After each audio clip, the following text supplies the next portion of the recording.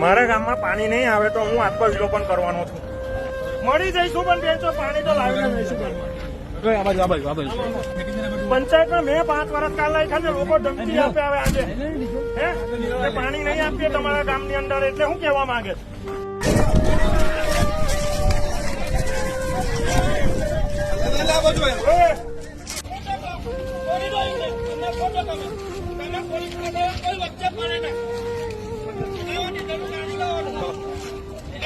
ભાઈ આ અમારો પ્રશ્ન છે. અમે સાહેબ ડીઝલ લાવો.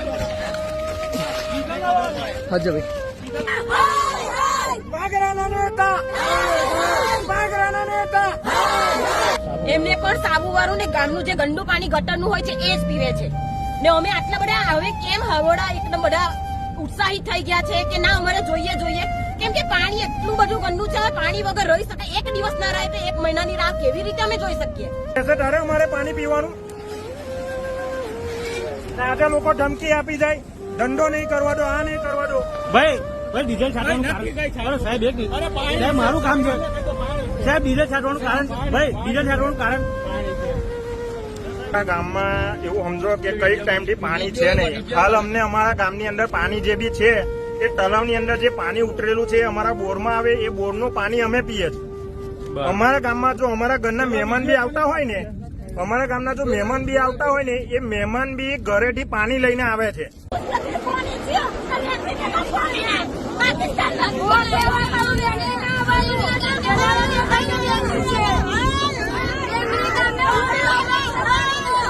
અમે પોતાના ખર્ચે લાઈન લાખીએ છીએ, બધું કરીએ છીએ. અમને ખાલી આ પંચિંગ બી થઈ ગયું છે, ખાલી હોલ ડ્રિલિંગ કરવાનું છે, મશીન બી લાવ્યા છે.